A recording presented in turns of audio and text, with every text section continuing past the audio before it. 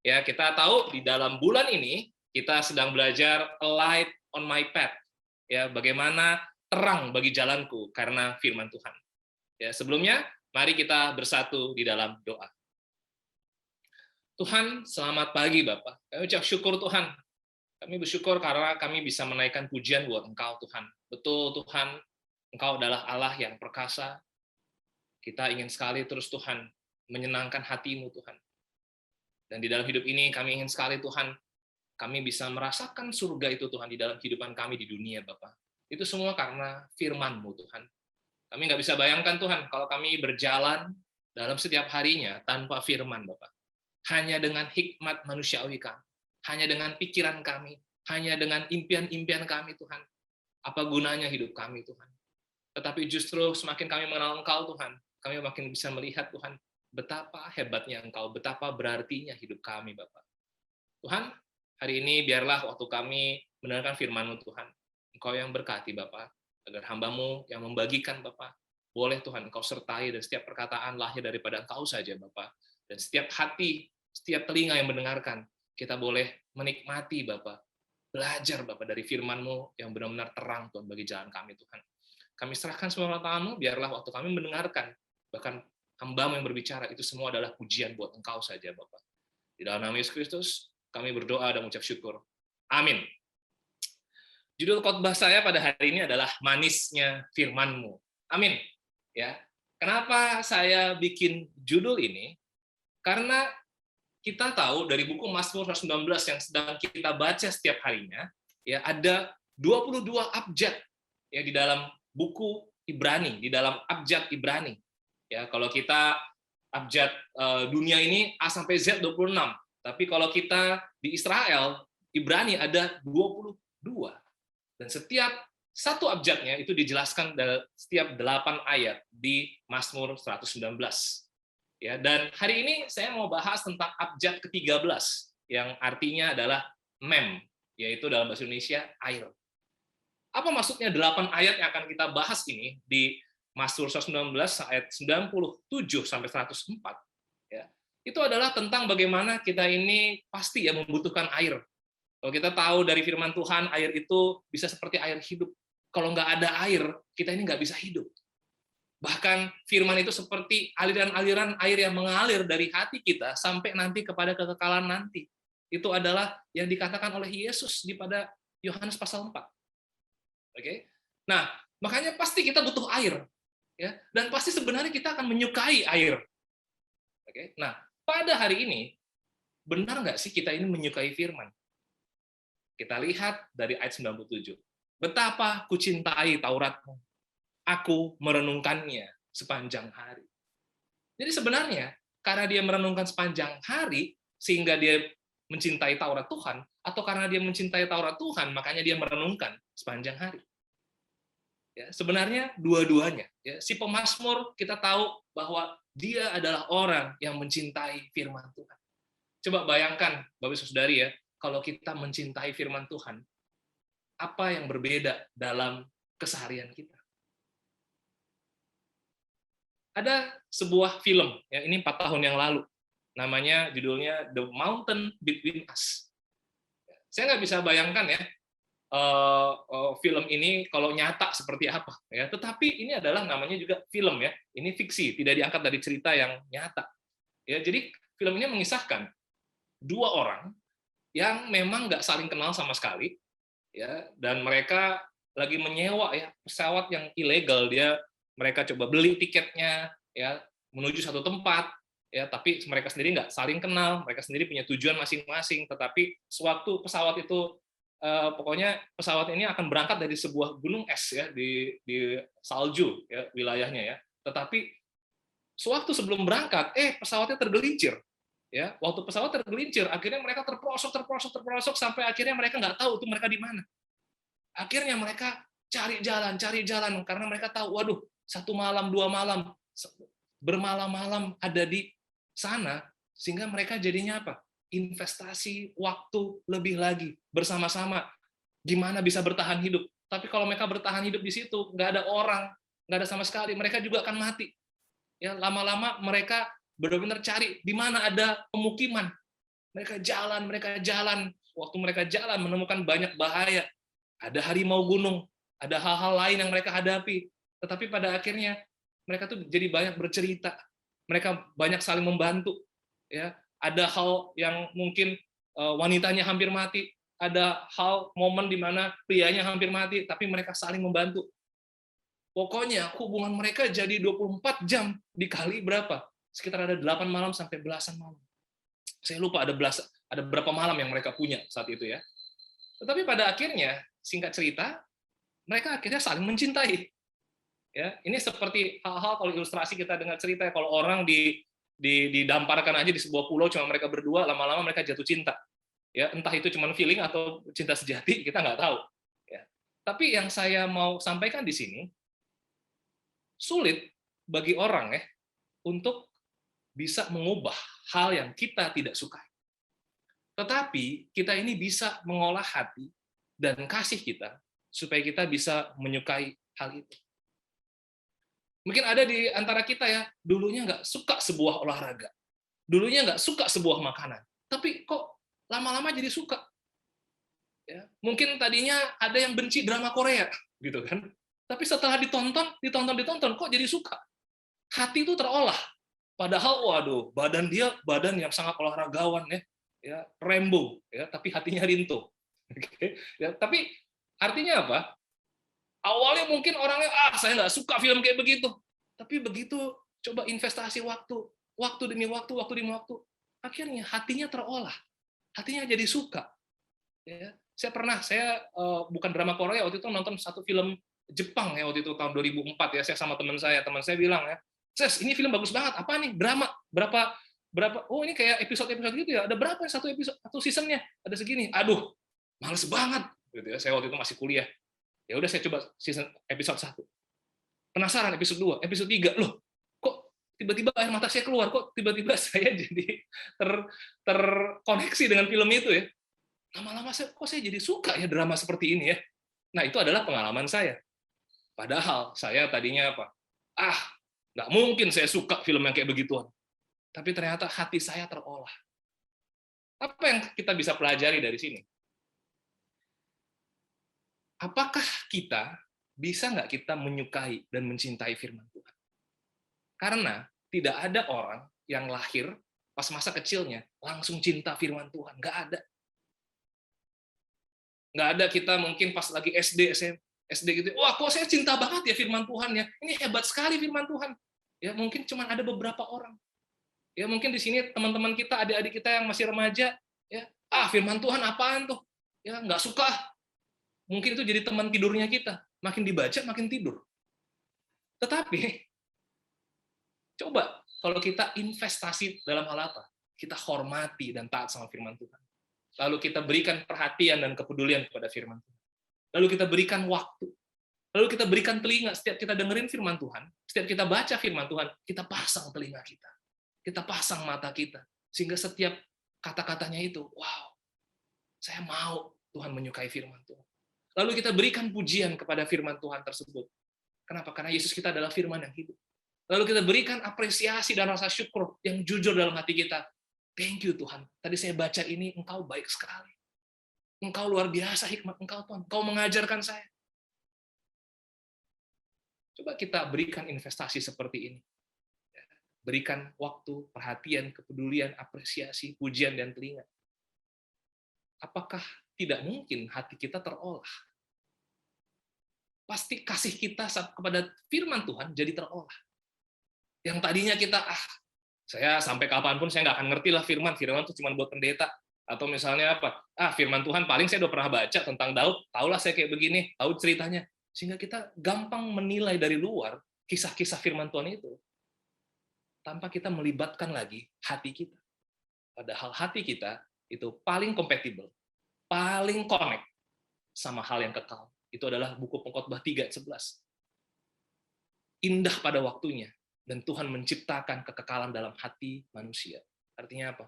Hati kita ini hanya connect sama yang kekal. Dan satu-satunya yang kekal dalam dunia ini hanya firman Tuhan. Nanti kedatangan Tuhan Yesus yang kedua kali, bumi ini semua binasa. Tapi apa? Yang kekal hanya perkataan-perkataan dari Tuhan. Masakan tidak hati kita terolah karena firman Tuhan. Ya, he meditated, Spurgeon berkata ya, he meditated in God's word because he loved it. And then he loved it the more because he meditated. Dia bermeditasi dalam firman Tuhan karena dia menyukai. Dan kemudian semakin menyukai firman itu karena dia bermeditasi di dalamnya. Jadi saling mempengaruhi. Ya, kita mau ambil waktu meditate, merenungkan, lama-lama kita bisa suka.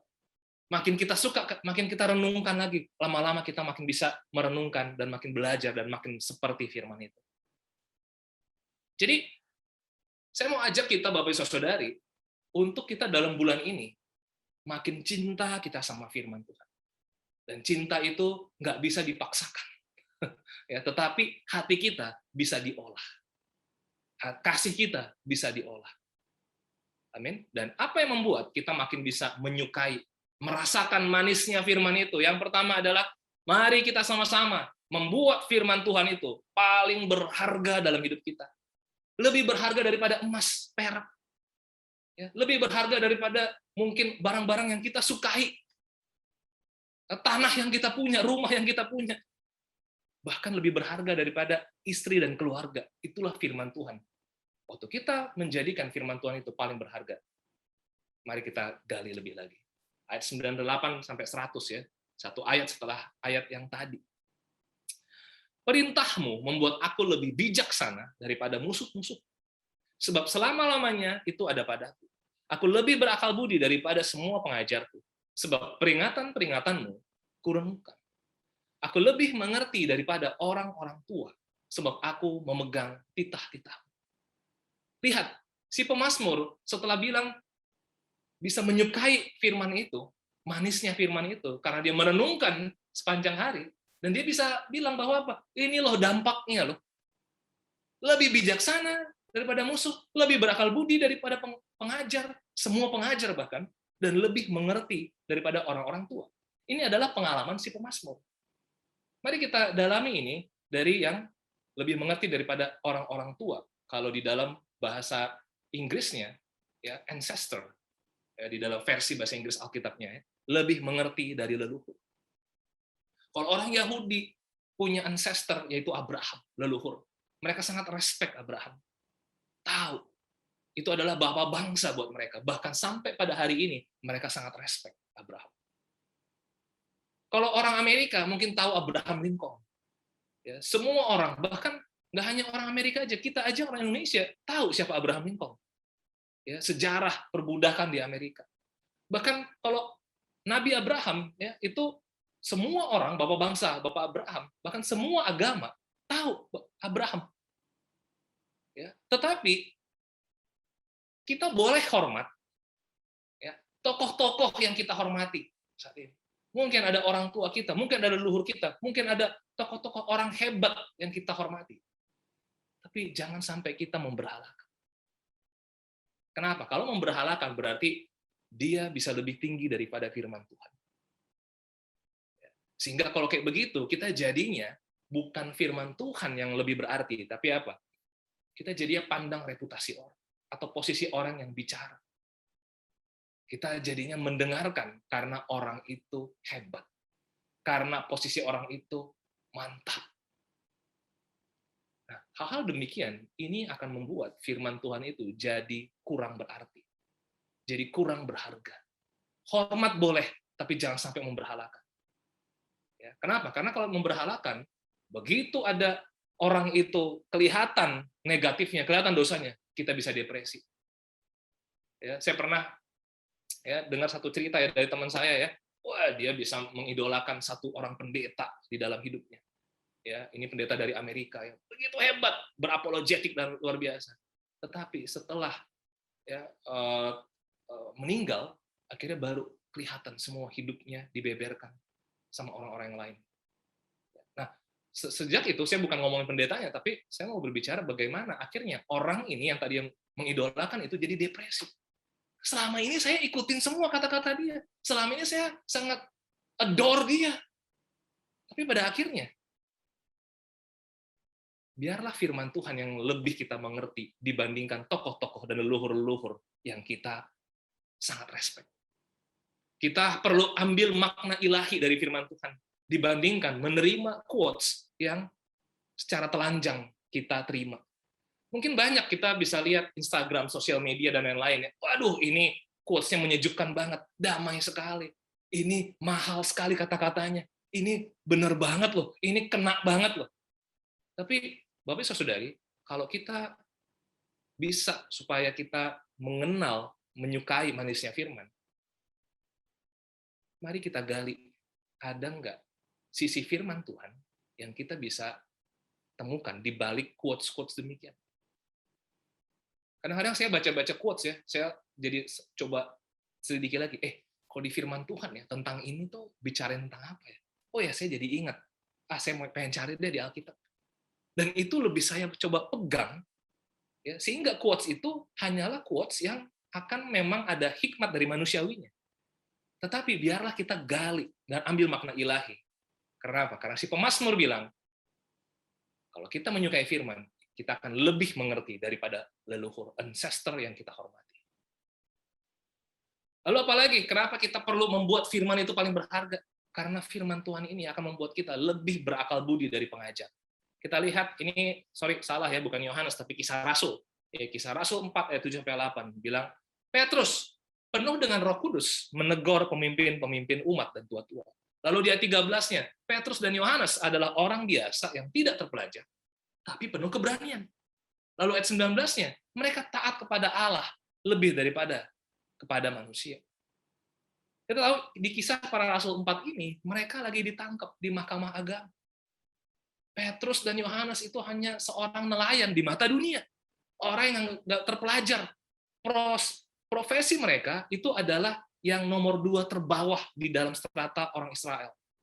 Ya. Dalam literatur Lenski tahun 84 menyebutkan kalau yang profesi yang paling rendah, strata paling rendah adalah apa?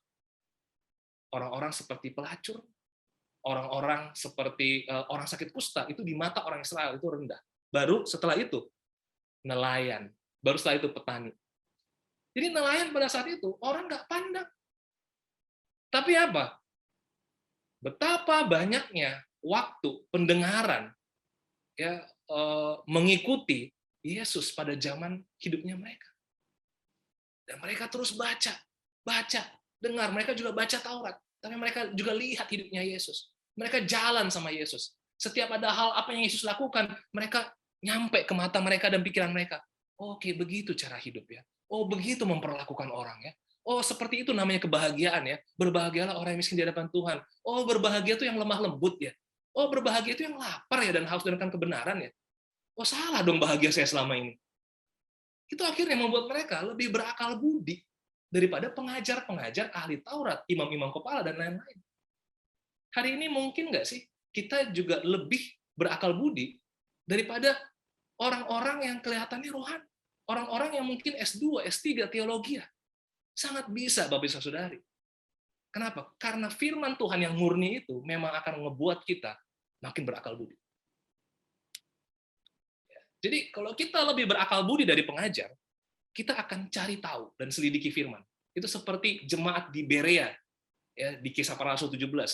Dibilang apa? Yang khotbah Paulus, rasul, terkenal, hebat. Tapi apa? Jemaat di Berea. Setelah dengar khotbah Paulus, dia selidiki lagi firman Tuhan. Dia baca Alkitab, dia selidiki. Benar nggak sih omongan Paulus itu sesuai firman Tuhan? Kalau sesuai, ya udah dia ikuti. Kalau nggak sesuai, dia akan selidiki firman. Dia pengen cari tahu.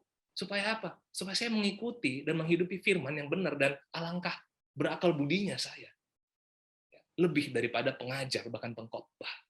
Hari ini, jangan kita hanya mengetahui perkataan guru. Bahkan hari ini, mungkin saya pendeta. Saya adalah saudaranya kita sama-sama dalam iman. Tetapi kita ini semua bisa lebih berakal budi dibandingin orang-orang yang mengajar kita. Kenapa? Karena ukuran kita bukan ukuran pengajar kita. Ukuran kita bukan ukuran pembimbing kita, tapi ukuran kita adalah firman Tuhan. Makanya Bapak Ibu Saudari, jangan kita mengukur pakai ukuran manusia. Udahlah, dia aja begitu. Pemimpinnya juga begitu. No, kita bisa lebih berakal budi dibandingkan pemimpin-pemimpin kita. Kenapa? Karena goal kita adalah menyerupai Kristus. Bukan menyerupai pendeta, bukan menyerupai orang-orang yang kita respect sebagai pengajar. Boleh kita respect. Tapi apa? The limit bukan pendeta, pemimpin, dan lain-lain. Tetapi limitnya adalah apa? Ukuran Tuhan. Amin. Itulah firman akan membawa kita setinggi itu, sejauh itu, seluas itu, sehingga kita jadi nggak sempit dalam hidup kita. Ya, mari kita lebih berakal budi. Ya, dan itulah firman Tuhan yang akan membuat kita. Lalu tadi si pemazmur juga bilang lebih bijaksana dari musuh. Ya, saya bikin gambar di sini, saya posting gambar ini waktu Daud mau memotong puncak jubah daripada si Saul. Ya, kita tahu Saul sangat memusuhi Daud. Dia iri hati sama Daud. Dia pengen bunuh si Daud. Daud itu sampai lari, dia depresi, dia sempat mengalami hal seperti itu. Ya, tetapi ada satu momen di mana sebenarnya Daud itu, kalau bisa dibilang, Daud tuh bisa paling ke-trigger orangnya, terpicu sama Saul. Daud bisa saja bunuh aja Saul, balas aja si Saul. Tapi apa? Ada momen dia udah di dekat si Saul, dia bisa bunuh itu dari belakang. Tapi apa? Dia hanya potong punca jubahnya. Lalu nanti begitu dia berhadapan dengan Saul di momen berikutnya, dia bilang, Saul, tahu nggak? Ini ujung jubah kamu, punca jubah kamu. Saya sebenarnya bisa aja bunuh kamu, tapi saya nggak mau. Kenapa? Saya takut Tuhan. Kamu adalah raja yang dipilih Tuhan. Karena saya respect Tuhan, saya respect perkataan Tuhan, makanya saya timbul kasih. Saya timbul tunduk saya, karena saya kenal Tuhan. Akibatnya apa? Kita ini akan jadi orang-orang yang bukan bereaksi terhadap sikap orang. Ya. Pernah nggak sih kita dikit-dikit ke-trigger, dikit-dikit ke-trigger? Ya. Orang ngomong jelek dikit, kok dia ngomong kayak gitu? Ya. Orang ngeliatin kita dikit, melotot dikit, kenapa dia kayak gitu? Pasti dia ngeliat apanya saya. Jadi kita jadi gampang reaktif. Ya, bereaksi terhadap sikap orang. Terus dari sikap orang kita jadi bereaksinya negatif juga sama dia. Ya udah, kalau gitu saya nggak mau WhatsApp lagi. Kalau gitu saya malas deh fellowship sama dia. Kalau gitu saya nggak mau gini deh, nggak mau begitu, saya akan hindari. Itu adalah reaktif. Tapi orang yang bijak karena dekat sama firman Tuhan, dia akan responsif. Kenapa? Karena yang dia pikirin adalah pikirannya Tuhan, bukan pikiran supaya apa? Bertahan hidup. Daud bukan untuk bertahan hidup dia. Ya, kalau bertahan hidup, kita jadinya menghindar dari bahaya. Kita jadinya banyak hal yang kita jadinya lari. Tapi apa? Firman Tuhan justru membuat kita jadi tumbuh. Tumbuh pemikirannya, tumbuh imannya, tumbuh kasihnya, tumbuh kesalehannya. Seperti 2 Petrus 1 yang kita bahas bulan lalu. Sehingga apa? Kita akan jadi saleh. Menyerupai Tuhan, menyerupai Kristus. Itu adalah impiannya Yesus. Dibandingin kalau hubungan yang musuh, itu adalah apa? Wah, saya harus taklukkan dia, saya harus kuasai dia, saya harus bikin dia bertekuk lutut. Bapak Ibu Saudari, luar biasa dampak firman Tuhan. Kita akan jadi pribadi yang saleh, lebih bijaksana dari musuh. Amin. Jadi kalau kita punya dampak firman yang demikian, mari Bapak Ibu Saudari, mari kita invest waktu kita berikan perhatian, kita berikan waktu, kita berikan penghormatan, kita berikan ketaatan. Hari ini firman Tuhan apa yang membuat kalian ngerasa, wah, manis sekali firman Tuhan, saya mau hidupin itu. Kenapa? Karena saya tahu, itu saya kecap, saya peluk, saya hidupi firman itu. Nah, aku tahu dampaknya akan luar biasa. Hari ini yang membuat kita bisa mencintai firman Tuhan, karena begitu hebatnya dampak kalau kita punya keintiman sama firman Tuhan. Amin. Poin saya nomor 2, yang membuat kita bisa merasakan manisnya firman, kita harus buat batasan di dalam diri kita. Demi kita fokus pada firman. Ayat berikutnya, 101 sampai 102, masih di dalam 8 ayat, dari ayat 96 sampai 97 sampai 104. Terhadap segala jalan kejahatan, aku menahan kakiku, supaya aku berpegang pada firman. Aku tidak menyimpang dari hukum-hukum, sebab engkaulah yang mengajar aku. Jadi si pemazmur, dia tahu, saya akan tahan diri saya. Saya akan tahan Kaki saya. Kenapa? Supaya saya bisa fokus sama firman. Soalnya kalau saya nggak tahan kaki saya, nanti saya melakukan yang lain. Saya mencari solusi yang lain, tapi bukan fokus pada firman Tuhan. Apa sih sifat-sifat batasan yang dibuat oleh manusia? Kalau kita di Bali, sering banget kita lihat laut ya ada batasan. Dengan batasan itu kita jadi tahu, oh iya, itu batasan, saya berenang sampai situ aja. Kalau saya lewatin batasan itu, entah itu nanti ada patahannya, entah itu ada arus bawahnya, entah itu nanti saya bisa ke bawah, waduh bahaya deh. Manusia buat batasan untuk keselamatan diri. Di sebelah kanan ada gambar batasan yang dibuat mungkin orang tua, supaya apa? Anaknya yang balita tidak merangkak-rangkak nanti jatuh ke tangga, turun, waduh, bahaya untuk fisiknya dia. Bahaya untuk mental si anak juga, si balita ini. Supaya anak itu bisa selamat fisiknya, manusia buat batasan. Bagaimana dengan batasan yang dibuat Tuhan? Ya, di sini ada Chip Ingram berkata apa? God's boundaries for abundant living. Tuhan buat batasan supaya kita ini bisa hidup berkepenuhan. Batasan dari Tuhan supaya kita hidup di dunia tanpa terpengaruh dunia. Bisa nggak, Bapak Ibu Saudari ya, kita hidup di dunia, tapi tanpa terpengaruh duniawi? Sangat bisa. Namun terfokus dengan Tuhan. Dan akhirnya bisa berkepenuhan di dalam Tuhan. Sangat bisa. Kenapa? Makanya kita baca Alkitab. Coba kita baca Bible ya, kita tahu betapa Tuhan kasih batasan-batasan. Contohnya apa? Dulu Adam dan Hawa, awal-awal langsung dikasih batasan. Jangan makan buah daripada pohon yang di tengah itu. Ya, kalau kamu makan, mati. Udah, batasannya itu aja. Pertanyaan saya, manakah yang Tuhan kasih terlebih dahulu? Batasan atau pengertian? Ya. Kalau tadi kita lihat di zamannya si Adam dan Hawa, batasan dulu yang dikasih. Kenapa? Karena Adam tahu ini ada otoritas Tuhan yang lebih tinggi dari saya. Dia ciptakan saya, dia kasih nafas hidup buat saya, dia kasih taman Eden. Ya udah, dia yang punya otoritas. Berarti batasan yang dikasih pasti akan ngebuat saya makin connect sama Tuhan, makin fokus sama Tuhan saya. Tapi kalau saya langgar batasan itu, saya jadi fokus sama keinginan saya. Tuhan itu hanya pengen hubungan sama kita.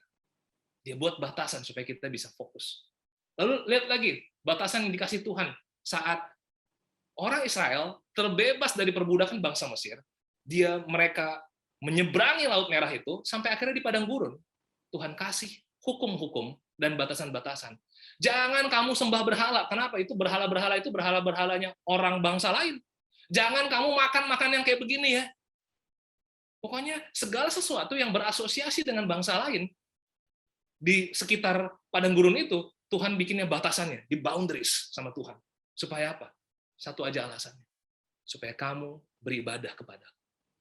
Nanti kalau kamu makan makanan yang kayak begitu, kamu ambil istri dari bangsa lain, nanti kamu makin terasosiasi sama hidup mereka. Kamu jadi makin interest sama cara hidup mereka. Padahal nanti saya akan kasih pengertian-pengertiannya.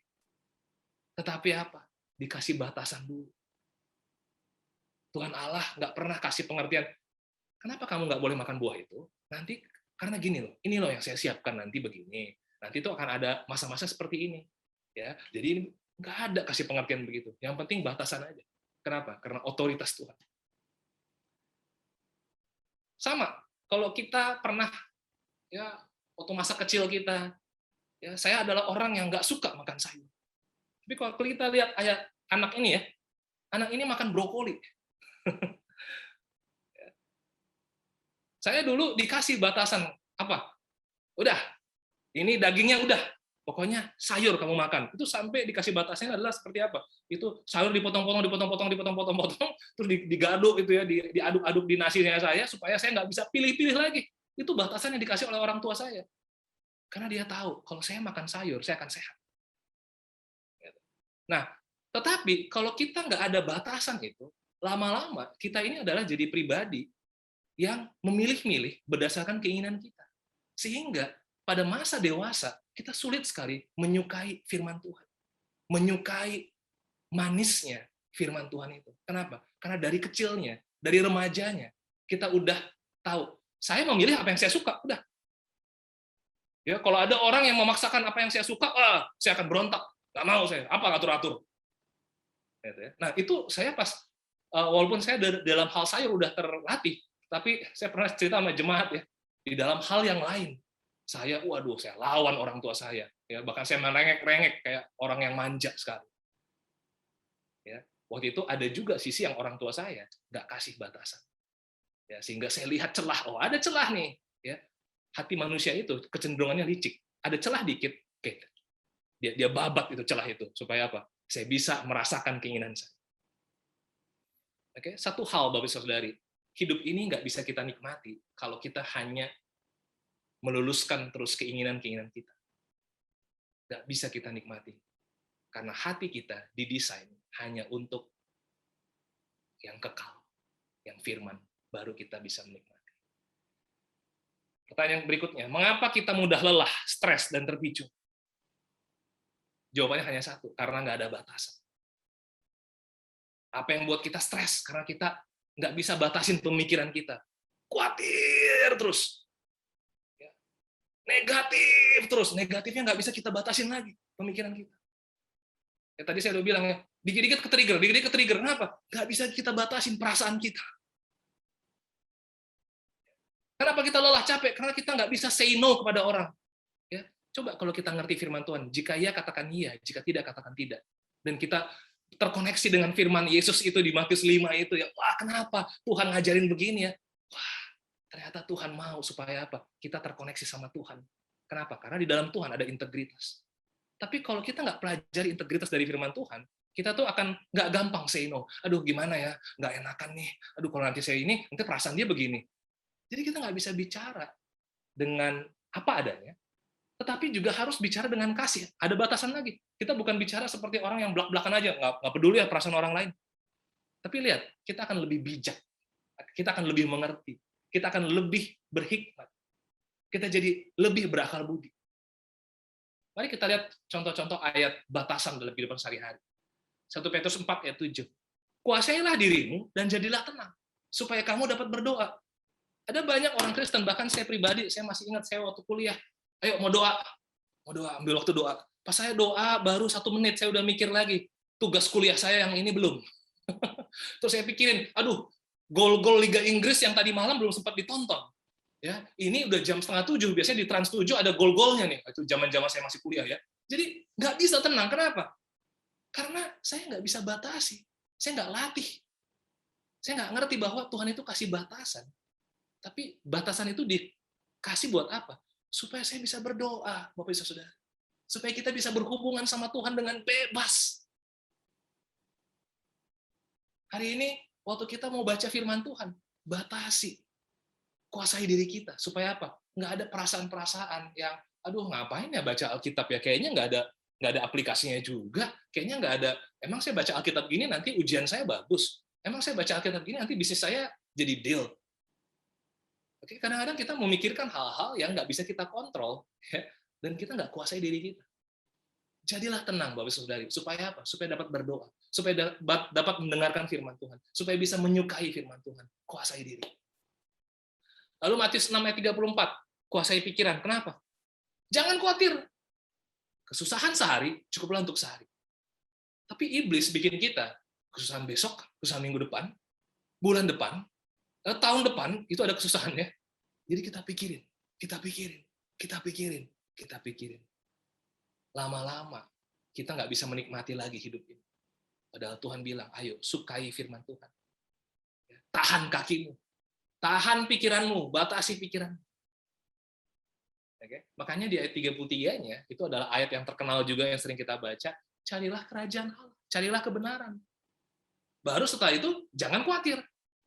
Kesusahan sehari, cukuplah untuk sehari. Hari ini Bapak Ibu, apa yang senantiasa kita pikirkan? Kalau udah kita pikirkan itu, berkembang. Apakah itu dari firman? Atau itu dari yang kita lihat secara data atau fakta? Kalau itu sumbernya dari apa yang kita lihat, lama-lama memang iman kita nggak akan tumbuh. Tapi kalau kita memikirkan dari yang kita nggak lihat, tetapi itu dari firman Tuhan, makanya iman kita akan tumbuh. Kayak Tuhan bilang, setiap ada kekhawatiran, ayo coba kita bahas kebenaran firman-Nya apa di balik kekhawatiran. Kesusahan yang kita punya saat ini, mari kita pikirkan bukan kesusahannya untuk besok juga. Ya, kesusahan sehari itu, mari kita pikirkan kebenaran apa di balik kesusahan itu yang saya bisa teliti, yang saya makin lama makin cinta sama Tuhan. Cari kerajaan Allah itu, cari kebenaran. Jangan cari, kenapa saya susah ya? Kenapa begini ya? Aduh, kok seperti ini? Aduh, nanti gimana kalau terjadi kayak gini? Aduh, habislah saya. Aduh, nggak bisa saya hidup kalau kayak begini. Matilah, matilah. Aduh, batasan. Orang stres karena nggak ada batasan, karena nggak terlatih membatasi pikiran, membatasi perasaan. Matius 7 ayat 5, keluarkan dahulu balok dari matamu, maka engkau akan melihat dengan jelas untuk mengeluarkan selumbar itu dari mata saudara. Ya, ini adalah kita batasi tindakan kita. Kadang-kadang kita bisa gampang menilai, menghakimi orang. Ah, dia kayak begitu, ya udah, gue diamin. Ah, dia kayak gitu, ya udah. Kalau nanti dia bilang gitu lagi, gue akan lawan dengan kata-kata ini. Ya udah, gue nggak mau ketemu dia lagi. Tindakan kita itu sesuai dengan apa? Mood-nya kita. Oke? Tapi Yesus bilang, kalau kita lihat selumbar di mata orang, kita lihat loh faktanya, ada selumbar di mata orang, ada kekurangan orang itu, ada kelemahan orang itu, ada yang bikin nyebelin tuh. Ya. Kalau Yesus kasih batasannya, ya udah, lihat dulu balokmu, keluarkan dulu balokmu. Ya, baru jangan komen selumbar mata orang, tapi apa? Keluarin selumbarnya, bantu dia, kasihi dia.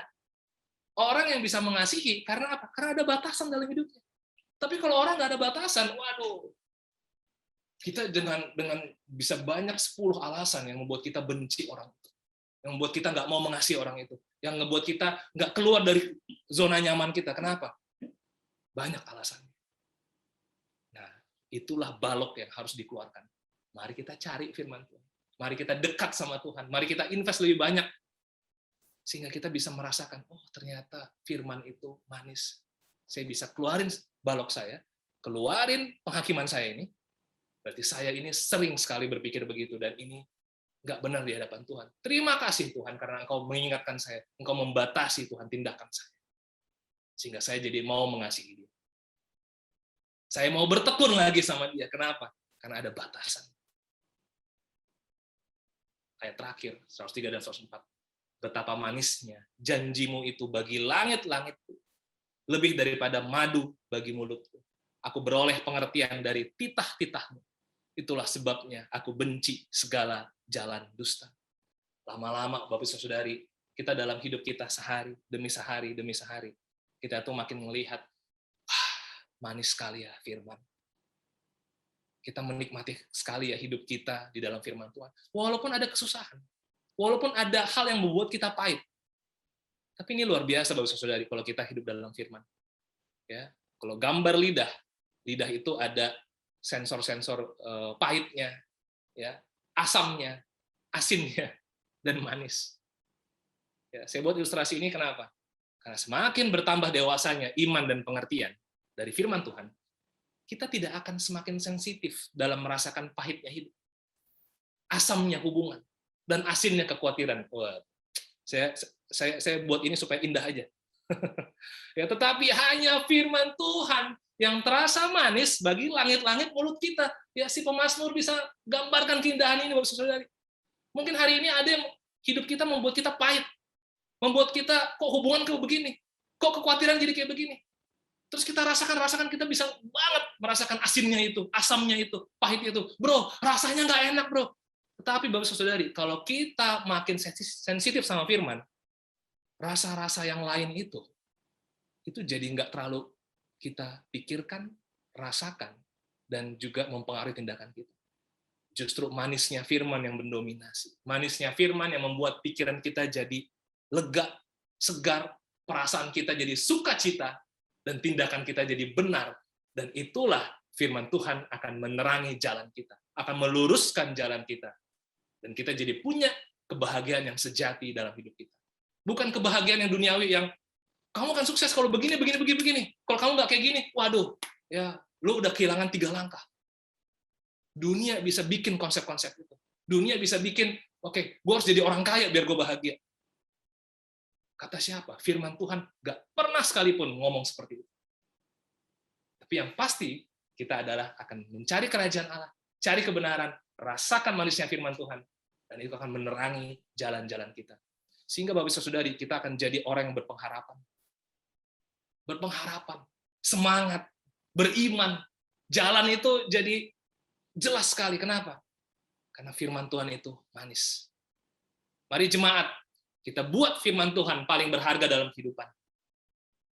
Lalu kita buat batasan dalam hidup agar kita dapat fokus dan merasakan manisnya firman.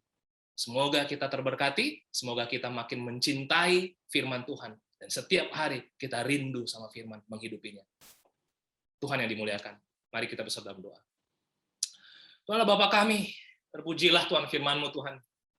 8 ayat yang tadi kami sama-sama bahas Tuhan. Saya terharu, tersentuh Tuhan, dan memuji firman Engkau karena firman Engkau itu detail, Bapak. Dan si pemazmur Tuhan waktu menuliskan ini Tuhan, betul-betul Tuhan itu menggambarkan Tuhan air yang kita butuhkan. Air yang membuat kita hidup Tuhan, dan air yang membuat kita bisa terasa manis Tuhan hidup kami, Bapak. Saya berdoa Tuhan, agar kita Tuhan sebagai jemaat Tuhan, satu jemaat, kami benar-benar Tuhan membuat firman Tuhan itu paling berharga dalam hidup kami Tuhan. Kami tahu Tuhan, kami akan makin lebih mengerti, makin lebih berakal budi Tuhan, dan makin benar-benar Tuhan lebih bijaksana Bapak. Saya makin bisa lihat Bapak, mengapa Engkau panggil Tuhan nelayan Bapak. Karena Engkau membuktikan bahwa firman Tuhan sebijaksana itu, membuat mereka makin berakal budi, dan mereka bisa impact dunia hanya karena hubungan mereka dengan firman Tuhan. Kita makin bisa bijak, kita makin buat keputusan itu karena kami terkonek. Karena waktu-waktu kami adalah waktu yang senantiasa Tuhan merenungkan, memeditasi firman Engkau Tuhan. Bantu kami Tuhan, kuatkan kami, jangan biarkan kami terpengaruh Tuhan. Hal-hal yang kami hadapi secara fakta Tuhan. Kesedihan-kesedihan kami Tuhan. Kami tahu Tuhan, ada perasaan-perasaan kami yang bisa muncul Tuhan. Tapi biarlah Bapak, kami buat batasan-batasan itu untuk pemikiran kami, untuk perasaan kami, bahkan untuk tindakan kami. Dan kami pengen mengerti Tuhan firman Engkau Tuhan, sehingga Tuhan kami makin merasakan Tuhan, hanya manisnya firman Engkau yang kami rasakan dalam hidup ini Bapak. Terima kasih Tuhan, Engkau jaga hidup kami Bapak, lewat firman Engkau Tuhan. Terpujilah nama Engkau, di dalam nama Yesus Kristus, kami berdoa dan bersyukur. Amin.